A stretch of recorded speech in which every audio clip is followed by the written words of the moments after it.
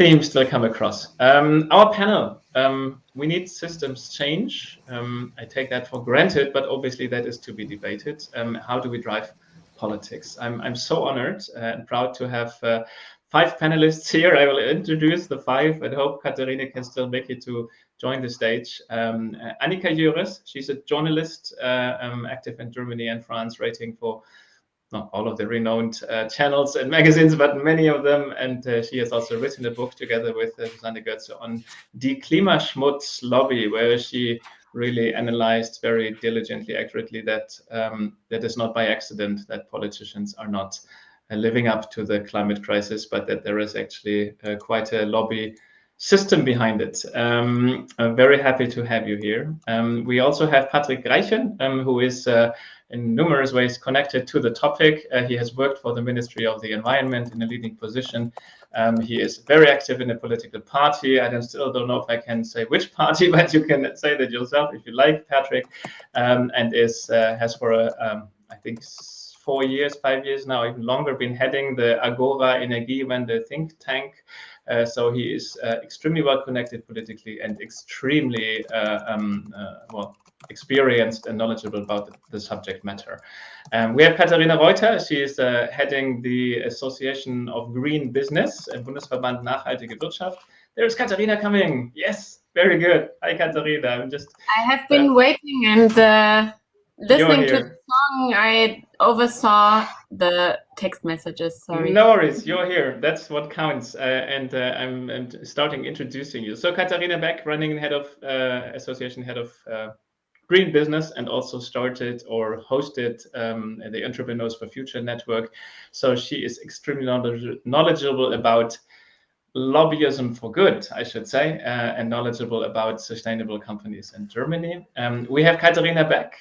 She is a trained sustainability consultant, has worked for a long time, also in leading positions for Accenture, has then co-founded the institute where we actually saw Lino Teddy's this morning, Zentrum für Realutopien, Reinventing Societies. Yes. Did you see the panel? Were you already there, Katharina? No, I was on a different panel myself this morning already. So it was very nice. Lino presented some very nice ideas, but now most importantly, running for parliament as the leading party, leading candidate for the Green Party in Hamburg. So can tell us a lot from both sides, business and politics, and also what politics looks like when you come from business, and also in a strategy consultancy perspective. Really happy to have you here. We also have Julian Zuber. Julian has an NGO background and is now heading an organization called German Zero. German Zero came into existence the end of 2019. With the goal of actually doing politics work by drafting a law, how to make Germany 1.5 degree proof, and now bringing this into reality through different channels. So exciting panelists, and if there's a group of people that would know, at least in Germany, but many also internationally exposed, how we can drive politics, it would be the 5 of you. I will start with a question that I already asked this morning, and would like to hear your take on it with regard to politics. Simon Sinek, a well-known TEDx speaker and communication strategist, once coined the term, people don't buy what you do, they buy why you do it. Freely translated, the inside of a message is more important than the outside. How do we apply this in getting politicians to live up to their responsibility?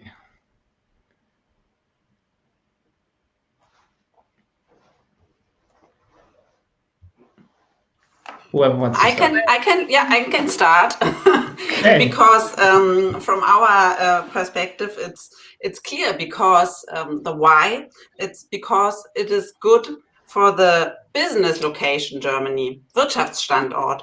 That's an argument which you not really hear very often, but we should say it again and again. Mm-hmm. Mm-hmm. Very good. So make sure they know it's their why. Other ideas? How can we I believe, that's the whole problem. But what we have to do with the whole lobbyism that is taking part in Brussels, in Berlin, and everywhere on the world, there are still too many people that have a special interest in the politics as well. For example, in the Agricultural Commission in Brussels, most of the, especially conservatives, deputies, have a agricultural industrial background, so what they're voting for is for their own business, and that's a complete how do you say, a complete burden to change the system. But that's a special lobbying problem that we have, that's still in the main positions as well in the Bundestag or in the parliament and in Brussels and in associations, business associations as well. You still have those people who want to save the 20th century system. So they don't want to change because they stuck to the old thing and they don't have any idea how to how to evolve in a new system. So that is the main problem. And what is the problem for the media? So I'm a journalist, so I criticizing the media as well, because we always see, I don't know, gray hair people talking about we have to change, or could be yellow hair or whatever as well. But it's just to say that there are always people in the front who live still as they always lived. I mean, we see rarely people who do different things and who have a new lifestyle, for example. So what I think that, for me, those are the two main points, this big lobbying thing, but also the examples that we see in the media. So they are rarely that what we do aim for the future, like role models. They are missing. Thanks, Annika. Interesting point. The other three, what are your ideas? Maybe besides what Katharina and Annika just mentioned, I mean, when I'm asked and when I talk to politicians, and gladly we have politics included here with Katharina, we're talking not only with politicians, but usually with people who have children, grandchildren, nephews, at least know somebody who's very cute and little, and usually they care about their future. And basically, at least what motivates me is I have two cute nephews and I want them to have a great future, at least not a worse one. And this is why we need more ambitious action with regard to the Paris Climate Agreement. And this is why, regardless of what the respective beliefs or convictions of the respective politicians are, it's time to act now, and it is in the core interest of everybody. Katharina. Yeah, it has been the time to act now for 20 years now. I am engaged in sustainability, sustainable development, sustainable business for 20 years. And this term is there, and it's still true. Huh? I'm not saying it's not true, but it's, let's say in South Africa, you would say now, because then it's really the time. And regarding the why, for me personally, it's a deep feeling of connection, of connectedness. So that 7.5 billion or more people can live good lives. And the foundation for that is that we have an intact nature. And that is what motivates me all over the time. It's a feeling, but it's also logical. Yeah, if we destroy our planet, people will lose their homes, will need to migrate because they can't cultivate food in sub-Saharan Africa or so. People will have bad lives, there will be maybe even violence and inequality. And so, this stands in the focus of all that I have been doing. And why do I now enter into active politics? I have been engaging freely in shaping the program of the Green Party in the second row, is that I see that the rules of the game are not so favorable for really reaching a good system that both saves the planet, is good for business and for people, and that I want to change. Thank you. Yeah, we'll come to that how later. Patrick, your ideas. Yeah, I would challenge your sentence. politics is not so much about the why, about the basically the values you're saying. It's about power, and it's about interests, and how do those different interests have the clout to basically design and drive what is decided. So if you're talking with politicians, you have to be talking about interests. You have to show that behind you are large, strong interests, and that it is in the interest of the politician to do what you are suggesting. So yes, values are in a sense important when politicians decide in which party they engage themselves, or when they think about what drives them overall. But when you are in day-to-day politics, you are in a power struggle, and that is about interests. It's not about values. Okay, thank you for that. Does that mean that in your eyes, and I would also want to involve the others, I also still have this naive idea that if you really get in a relationship with a politician and address that person in a deeper and a more connected manner, that person may understand and change his or her behavior. I know, extremely naive. Have you given up on that, Patrick? I never had that. You never I had never that. had that. No. And I mean, yes, I mean, it's of course, if you study politics and economics, as I did, you probably lose your illusions early on. But the question really is changing values or convincing people is not about trying to have members of parliament have change their mind. It's rather about the constituency of that member of parliament saying, I want this from you. And then there is room of maneuver within a certain span. But the why we are in a different situation now is because in 2019, the kids went on the street. And then suddenly, basically, the Overton window, the window of what is important and what is not important, was opening up to climate policy, whereas those, as Katharina or others here and me, who have been working on that issue for 20 years, always failed to basically get attention to the issue and make it an important one. And that's what is important. To make it as important or even more important than other issues. And then you will also get the politicians. But that's the way it functions, and not by sitting with politicians and telling them about your nephews. Katharina, I think, wants to challenge that. Katharina Beck, you're muted. Katharina, you're mute. Katharina? Yes. Yes, partly I want to challenge it because I do believe that what Patrick describes is a very big share of the status quo. Yeah? Yet, what I at least experienced with the CEOs I worked with was that their children were sitting at their table in the breakfast, and what are you going to do today? All these children demonstrating for the future, and there it was really about the values, and that was.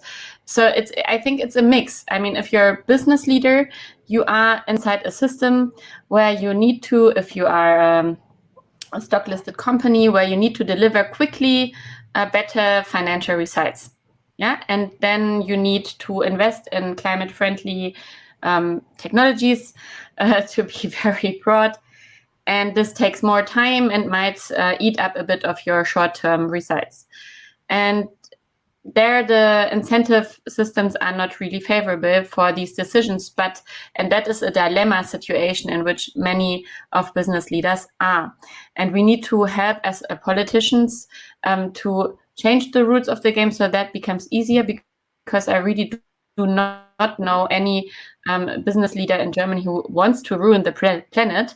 They rather would like to do both, be economically successful and also contributing to combat global warming, which, as Katharina might want to add, will then be helpful as well for future-proofing their business. But the second part on the political arena, I do believe that even though it might be in very large parts, as Patrick described, politicians are also human beings. They also have these children at home. And I don't even need a child. I am living 50 more years. Yeah? And I think we need to change in politics to include a bit more this connection to what happens to the world in addition to the interests that Patrick mentioned. And I think this is where we actually need to start to broaden this a bit. And as we did, and Lino talked about this, probably the individual level of change is also important and not only the systemic one. Mm-hmm. Maybe if I can follow up on that argument that Katharina made, I think it's true that it always needs a combination. Of course, it would be naive to kind of just argue with kids, but it makes oneself authentic because it is, and everybody can relate to that. What is, of course, more important, and for example, with German Zero, politicians don't talk with us because we kind of are kind or kind of the new thing in town, but what we have is groups Germany-wide who organize themselves to talk with politicians, especially in those electoral districts where it is getting quite close. And as you already emphasized, we have 50% of all politicians in the federal parliament who are directly elected, and they deeply are concerned about what those guys in the electoral district think about. And we get a lot of unique responses by them on, okay, I see the point, we need to do something, but how can I sell it to my electorate? And here comes, I guess, civil society into play, in the sense that at least German Zero and other organizations, we launch so-called climate initiatives, so referendums for climate neutrality. And this is not only putting pressure on politics, immense pressure, but is also a catalyst that can support, in a certain way of division of labor, those politicians who are concerned about their children. Because we basically, and there's an amazing word in German, which I guess I can't translate, is Klartext, right? So we talk plain text and point out the hypocritical arguments of those neighbors and citizens who say, well, in general, I'm in favor of kind of those very noble and forward-looking climate policies, but not in my backyard, this classical problem. And here, in contrast to politicians, we can kind of point out that hypocrisy and can act and tell, listen, if you really want ambitious climate change, you cannot be against solar panels and wind power. This is not working. And this is also a support and not only increased pressure on politics. I think this is why this political challenge on really winning majorities is inherently important, besides the mentioned demonstrations that are also extremely important, but this really forward-looking channels on how to get Germany-wide citizens be convinced that action is needed in their backyard is also a job of civil society. So if I understand you correctly, it's the power game to make them listen to you, and when they listen to you, then it's the relationship and the messaging to help them actually take the right changes. I'd like to ask. Because I do agree with Patrick mostly, because it's true that beside the fact that you can talk to the deputies, their local deputies, and that you might convince them, but it's true that we don't see enough usually the strategies inside the political parties, because we know that, for example, there's this strong economic Wirtschaftsflügel, how do you say, the strong economic neoliberal group of people in the Christ Democrats, for example, in the Conservative Party in Germany. and they have a certain power. So regardless what do you say and what you put on the table of the economic minister Altmaier, they will decide. They have their word to say. No, we want, for example, a certain distance to wind power or whatever, and that is what is decisive then finally. Because I mean, for example, Altmaier, we talked for our book, we talked for some members of his staff. So he has hundreds of people working for him, doing these policies, working out how much CO2 we have to save or whatever. And so really experts on the subject. So they give him all the points. He has everything on the table. And then the next day, they're completely frustrated, the employees of Peter Altmaier, because the next day he's just voting completely against of what they have written a day before, just because there is this strong neoliberal or radical group of people in his own party. So that could destroy everything. You can have the best arguments, but then there is this political power system that is stronger than that. In the end. So what should be attacked is this system within the parties, or should change those people who have always the last word. I would like to challenge again, at least for once, you and Patrick, and I don't know what Katharina thinks. It's it's the power game.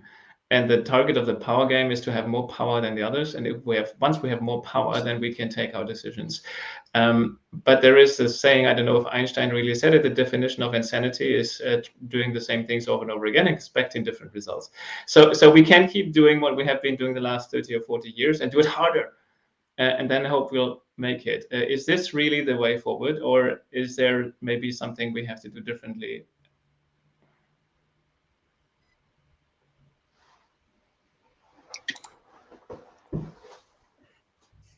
Now, okay, you go ahead. It's a bit of a rhetorical question, isn't it? I mean, I really don't have the answer. No, I'm not pretending that I knew what I would do if I were in your place. I don't. I really want you to help me. I do think that again, things are not black and white. Mm-hmm. Yeah. So so we can't, of course, can go on as we did so far. Because otherwise we will end up with 3 to 4, 5 degrees, as Paul Polman said in a speech at the SDG summit. We probably all saw it. So of course we need to change things.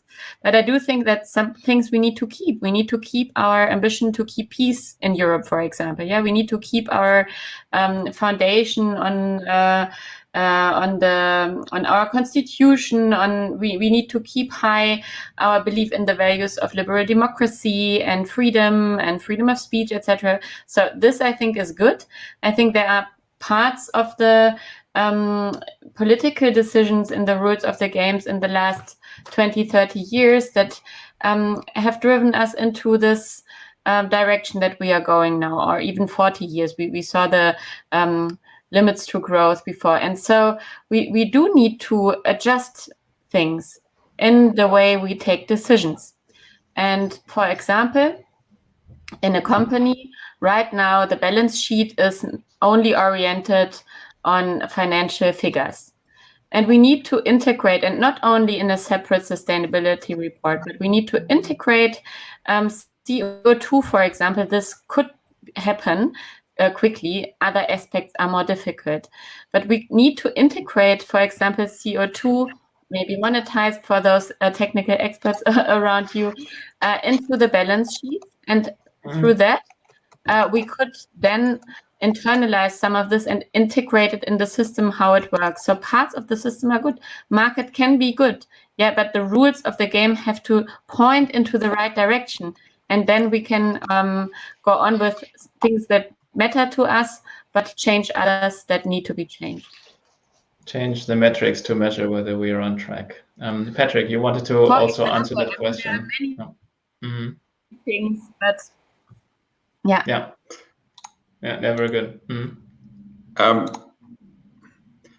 there is this saying by Upton Sinclair: it's difficult to convince someone of a thing when his salary depends on the opposite.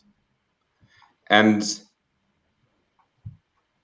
while I agree, Tim, that there is a broad constituency out there, and maybe also a lot of members of parliament that you can quasi connect to and try to convince. If there are strong, and Annika Joeres knows this a lot better than I do, there's strong monetary interests that are opposed to it, then nice talk doesn't do it. Then the question is, how does one have the power to overcome those interests? And then you can change the rules. And then Katharina's point is what, I mean, once we change the rules and the interests can only be then pursued if it's at the same time a carbon neutral economy, well, then it's happy. But the question is, of course, I mean, the Koch brothers in the US is the most famous example. There's lots of money, and that money has one key interest, and that is burning fossil fuel. Then the only way to break that is, I would say, have the majority through other political power mechanisms so that it is possible to basically change the rules of the game. And that's why the question is, I mean, we haven't succeeded the past 30 years, so should we do something else? Well, we were not strong enough to win that power game. To now hope that there is no power game is, I think, nothing that is successful either. Yeah. I would think what should change, it's my really personal conviction, that we have to tell the radical truth, because now everybody is talking as if we are carbon neutral in 2045. We will live like this just with electric cars, which is a complete lie. So either if we want to achieve this goal, the completely daily life will change, and in my opinion, for the good it will change, because we are not living a good life now. We know that with Corona, we know now that half of population is at risk because they can't do a healthy life or whatever. So, which means we have big problems already now that can be solved with a carbon neutral system anyway, because we will do more sports, we'll be more outside, the food will be better and local and all these things that are positive. But I think we have to tell people that carbon neutral is not achievable without a complete change of life. And you always say, or many industry, of course, has interest to say, yeah, we will achieve it just with another technique or whatever, which is a lie as well, because many of those promises never happened really. For example, for the aviation industry, they never found the thing. Now they say 2035, maybe Airbus is promising that now, but in 2090, they say in 2000 and so on. So there are always big lies about the technical possibilities that we will have, and they never happen. So I think we are at a point where we have to say, okay, we want this goal for our children and for our survive but it will be completely different, and for surely it will be better, healthier, and more sane. Maybe work little or less. We will maybe have a lower standard of life. Probably it will be like this if we want to achieve this goal. But we have to say it, because all the other things, I think it's just. I mean, we are now we consume about 10 tons of CO2 per person in Germany. When we want to go down to zero, I mean, nothing will be as it is now. We have to say this, but nobody wants to say it because they are afraid to make the people angry or something. But we have to say, okay, but now you are not living a good life. Many of us, I mean, who's healthy at this moment, who's not stressed and all these things, who's really eating good food? Very, very few. So we can have a better life, but it should be, or will be, hopefully completely different, and that has to be said, I think. Thank you. Yeah, and I strongly agree. We really need more people to say that transformation will hurt too. That it's not just like easy and easy going, that it's really a hard way, but there's no alternative. So what I take out of this conversation is, I mean, if the topic is how to drive system change, I mean, it needs a systematic response, and a systematic and kind of integrated response means nothing else than not either or, but all these mechanisms at the same time. Obviously, it needs lobbying in constituencies. It needs different framing strategies. This was obviously already discussed in another panel, and it needs kind of a systematic lobbying of parties, but also flooding parties like Katharina does, or others, like going into parties and really trying to change internal debates. What I think is something that has also to do with power, and where, at least in my view, also civil society and organizations also like Agora kind of pushing forward, is in the sense of making substantial and integrated policy solutions, because it seems to be the case that how politics is organized, and obviously we are not better politicians, but we have different constraints. Politics is organized in horizontal and vertical areas of competence, which makes it extremely difficult to create an integrated regulatory response out of the system. And that is obviously easier for external organizations, as the only possibility to deal with climate change is an integrated, intersectoral regulatory response. And I think this is something that also has changed the game, because, as we all know, knowledge is power, and the kind of stereotypical debate between activists and politics have been in the past: please, dear politicians, comply with the Paris Climate Agreement. And kind of the boring usual response was, this is very complicated. This is all legal, complicated stuff, and it takes a lot of time. And now there are several suggestions on the table which changes the burden of proof. And this is also a power transition in terms of knowledge. And so I think this is also an important element that changes the game. I would, thanks, Julian. Also invite the participants, the audience, if you have questions, write them in the chat. And I also not insist on my question any further, but just one thought that I would like to I really like Julian saying it's not black and white, it's not either or. We need to try different approaches at the same time. But I read a book, Charles Eisenstein, and when I read from him that it's not about more power and more control than the others, because our drive for control is actually the problem. So we have to let go of our idea we can fight the other one, because we are part of the problem. If we are fighting ourselves. So the power game is not the trajectory we should take. And I felt a huge relief because this power idea and having to be stronger, we have to be more, made me really tense. And when I actually accepted that, I said, okay, this is not about control and power. This is about connection. It gave me a big personal relief, and I was less tense. And I had the feeling I was a lot more powerful with less tension within me, because my tension created tension with the others. But I am not a politician. I'm not in your shoes. So I'm not saying this is the answer. I just wanted to share this with you. If you have questions in the audience, please do share.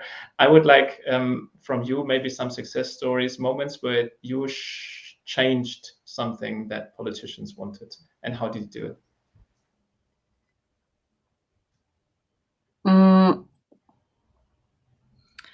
So at first, I'm so thrilled to be here, and even more now, because indeed now at least two systems that should be integrated are meeting now.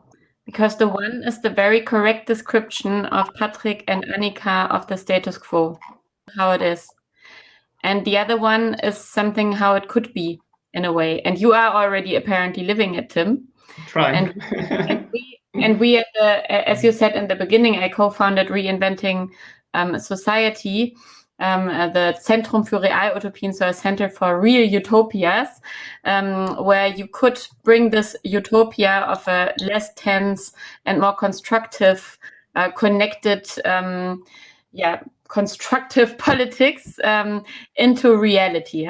We always try to make it real, and we need to bring this somehow together, because another true thing is it is like it is. Yeah. So at the moment, as Annika just described, I know it also from other departments in the ministries, this frustration that you described from the people who work there, and then a person from a very large company calls and just changes that is also true. So and I think what we need to give us is, even though we don't have it with a climate lens, we need to give us a bit of time. I personally am experiencing this clash that you describe currently at this moment. Yeah, I try to be disconnected, but on the other hand, I am on discussions with other politicians, and you get voted in the end of the discussion who won. Yeah, mm-hmm. And then I feel the pressure. I want to win. Yeah, and I suddenly disconnect somehow from myself. I'm not 100% content with how I perform, because this I want to win out the others, becomes so present that I experience this, even though I'm practicing what you are practicing, Tim. It is not 100% easy to do that in the political arena, where, I mean, we are in a competition for the election, and we are in a competition, and we will be voted. Yeah, and some people get more percentages than others, and more percentages means more power to do things. So, just a bit of a reflection on, again, maybe a bit of a both thing. Yeah, so it is like it is, and there will be power, and you need power to do things in a democracy. But on the other hand, trying to be in a constructive mode, in a connected mode. And this is something what I also personally want to give myself. When I now enter really the center of power, that I try to stick to a way where I can meet others with respect, what I'm doing also with other politicians here when I meet them, and personally always keep that on track. Thank you, Katharina, much appreciated. The others, either response to that or success stories? Well, I mean, I'm happy if somebody else wants to speak, but okay. So if I understood it correctly, you quoted Charles Eisenstein, right? Mm-hmm. Yes. I mean, it also attracts me deeply what this quote is about, but again, I think I'm a bit more, let's say, pessimistic with regard to how closely his approaches are aligned with the institutional reality of politics, and. Of course, this might not be in his interest, so the author's interest, but if I'm not mistaken, Charles Eisenstein is one of the most important let's say, intellectual guidelines for the Occupy movement. So where we're kind of in the name of this logic, this group, and I don't want to judge it, but in my view, it puts a lot of pressure and actually tries to control certain institutional activities. So far, I haven't seen activities where he has really inspired somebody to influence politics without taking control. He has inspired me, and I'm trying to inspire you. Okay. So I mean, but just to make this point, I think it's it is important to look at interests, but again, I think the kind of a more broader perspective of taking interests, but also unique concern about those beloved ones is a good combination in my view. Thank you, Julian. And again, I'm not really want to leave the impression I have the answer. I know how hard that is what you are doing every day. Yeah, maybe one or two success story reflections. So, I mean, for example, we at Agora, I think we were able to shape several policy debates, and when we came out with our coal phase-out study in January 2016, that was, in a way, a breakthrough for the whole coal phase-out debate in Germany. if you look at it now, of course, our proposal with the coal phase out 2038 was of way too long. Now,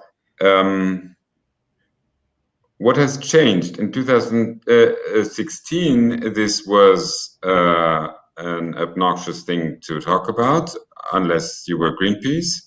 Now it's very clear that coal phase out will happen, and it will happen earlier than 2038, but a few chancellor candidates don't want to admit that before the election. After the election, it will be, I mean, it's very clear. Everyone who knows the numbers knows that it's going to be over by 2030. Now, the biggest struggle in 2016 was labor unions and RWE LEAG, because obviously it would harm their economic interests, a coal phase out. So the question of how does one then either take them on board, which was basically then the coal commission, put lots of money into it, or overrule them, which would be kind of the solution by high CO2 prices and pricing them out, is in essence then the question of how does democracy deal with such a structural change that's coming along, and we'll have more of that. So I think it will always be that combination. So on the one hand, you need to, at some point, make clear that this structural change has to happen. There is no alternative. And that was the 2015-2016 moments, that they had to stop thinking coal will last forever.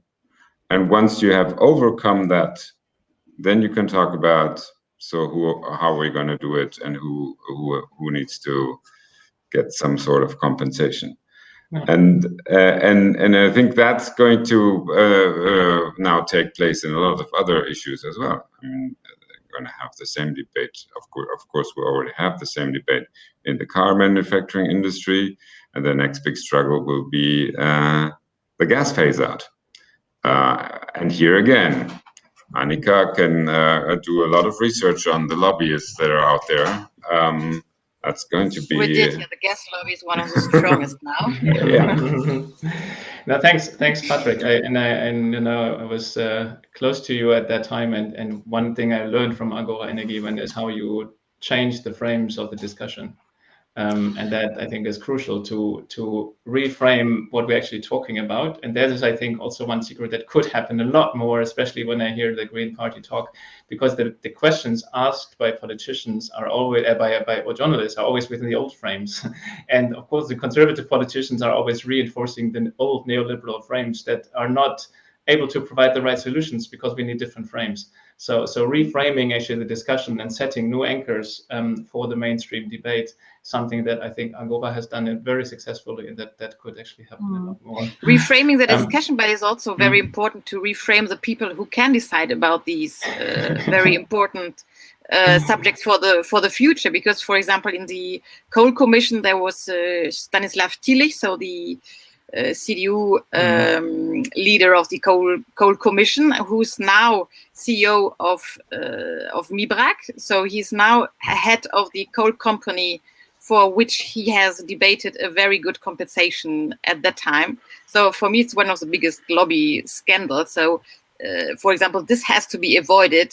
For example, if you decide that nobody who has a bigger job in politics can have a CEO post just afterwards in a concerned industry, for example.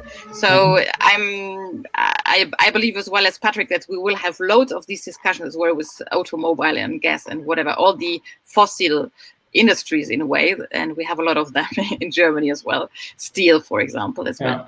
And for this one, we have to make sure that they are decided in an independent way and not in a self how do you say, eigennützig, egoistic way for their own future jobs.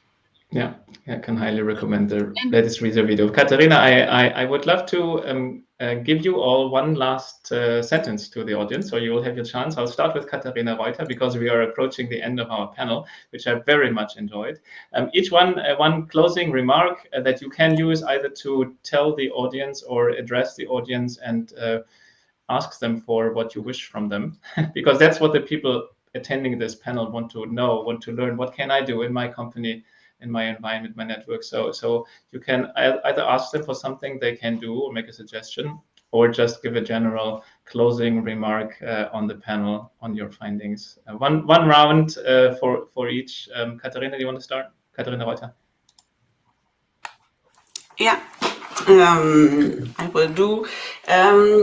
Yeah, first of all, our experience with the fossil lobbyist is that's really unfair how much more money they have, how much more better access, Annika, you told us, and how much more influence the dark side has. So, of course, we want to become stronger and louder. And yeah, for this final round, my wish is that the companies, they understand to come from, or to get from CSR more to CPR, corporate political responsibility. We really need the companies which go forward, work sustainable and climate neutral and so on. We really need them in politics, and so that's my wish, to come from CSR to CPR. Thank you. Thank you. Involve yourself. Thank you. Patrick. I mean, yes, the discussion Tim and I always have is that I'm very much linked to the old style politics game. And the question is there a new type of political decision making that we can reach? My gut feeling is for the next few years, this is about the classical political game and about changing the rules so that it is, if you want to make money, then it is the carbon neutral world. But there will come a point in time when the question is really about system change. And maybe that's beyond 2030, I don't know. And then that will also involve some time of changing the political decision-making process. And I'm very happy and open to that discussion. Thank you, Patrick. Annika, your closing words. Yes, what I would like to have from everybody, I mean, journalists, politicians, and the public or whatever, is really to imagine how it would be the zero emission world, because I think we need to imagine it really in detail and see that it is better. What's my opinion is, and that so it is worth to aim for. Regardless all the studies and whatever the catastrophes that we're waiting for, but regardless of that, I think we can all win a better, healthier life, even without cars, I believe so. So I think we have to get into this imagination and make it concrete. So that are my wishes. Thank you, Annika. Closing the circle very nice to this morning's panel. Julian and then Katharina Beck. Yeah, I guess one thing that really drives politics, and we haven't talked about, is the voting. So in the case some German citizens are listening, let's kind of scale up the voter share this year. This is the most significant element that drives politics. Besides that, I think, besides everything that has been said, the business context has a significant role, especially because those who rather are concerned about the economic side of driving or kind of to pushing climate change are concerned about business success or kind of the business growth. And this is where business, and I'm sure that Katharina Reuter is way better in explaining all these things, is way more forward than politics.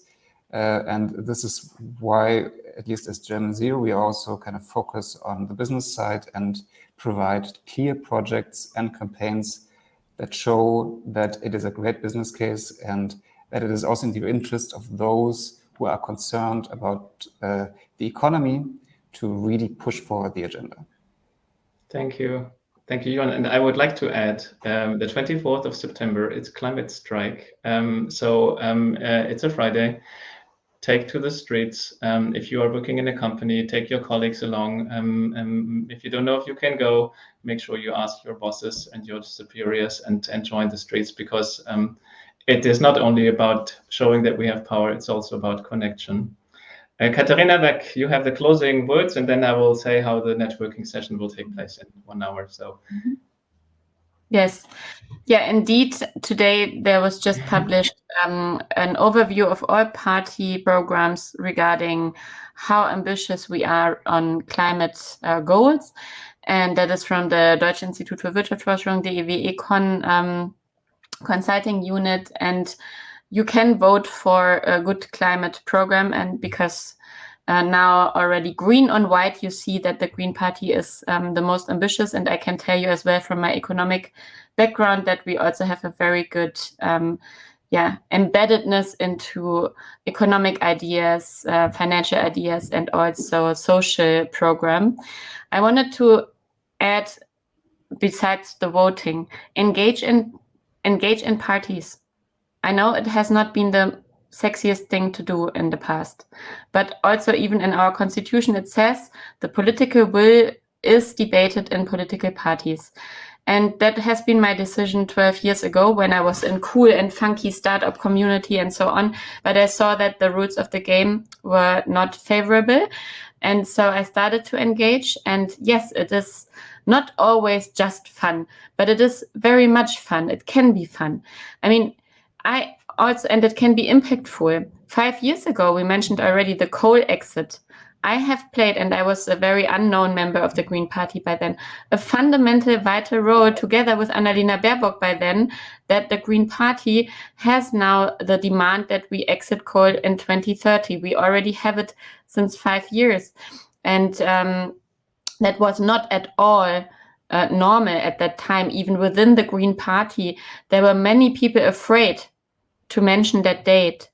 So, but you can have an impact, and this is besides voting, of course, for the Green Party, I would suggest also engage in political parties of the liberal democratic spectrum, please. Thank you. Thank you to all 5 of you. It was a great pleasure having you here, a great honor, and really enjoyed the discussion. 50 minutes, of course, was very dense, but I think we touched some really, really important aspects. Connect with the people on the stage on LinkedIn if you like, or we'll have a follow-up of this session, and look forward to how it all plays out.